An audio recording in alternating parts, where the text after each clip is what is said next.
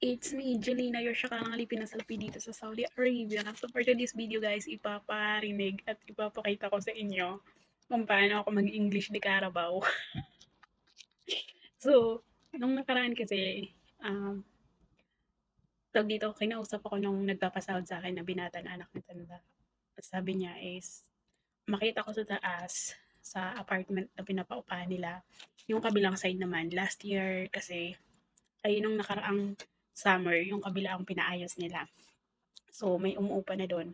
At nung nakaraan, umalis yung umuupa bago ako umuwi ng Pinas. Umalis yung umuupa dito sa kabila.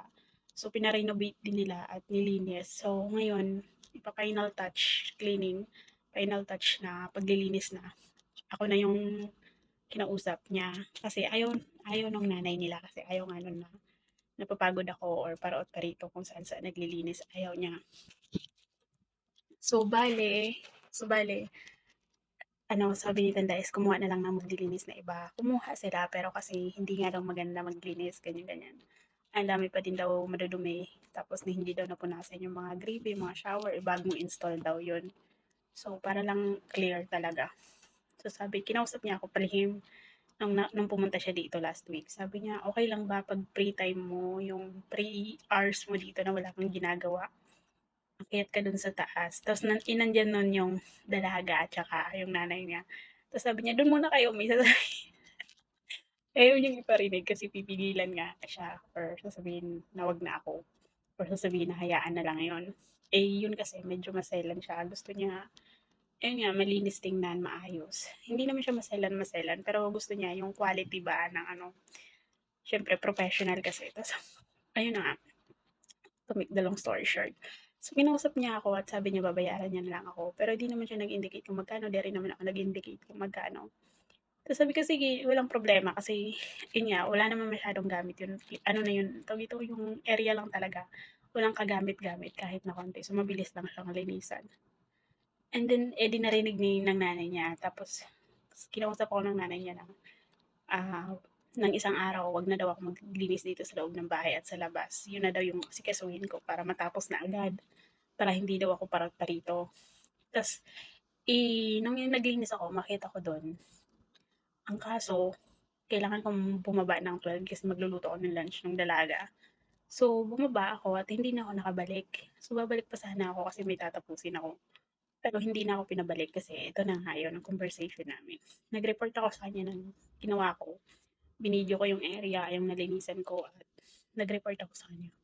Then nag-reply siya na hindi na kailangan linisan yung naiwan doon. Kasi ang naiwan na lang is yung exhaust fan sa taas.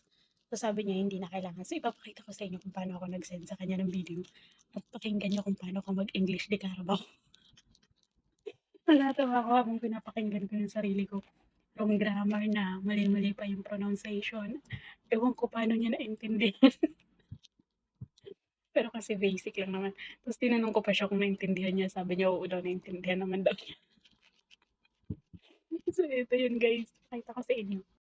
Hi, Brother Motive. How are you? I just want to update you that I already finished cleaning this balakuna, even the window and this door.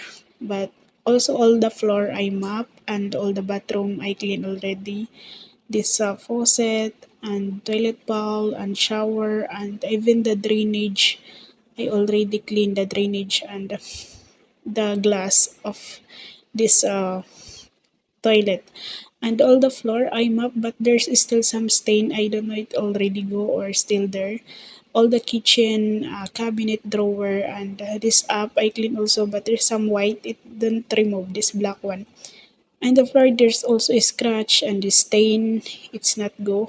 All the window also I clean, but there's some window I can't open. And there's one toilet window, I door. There's white one like this. I can't remove. But everything already is clean. Anyway, remaining in kitchen this more hawa, fog, I need to clean. هاي جميل. No, don't clean. لما الواحد don't clean. Allah, you deserve every single halala. Do you want the one hash or send it to STC Bay? خلاص, don't go up. It's clean and everything's good. Okay, brother. Okay, brother Tayyip. It's okay, cash. No need to send. But when you come, it's okay, no problem.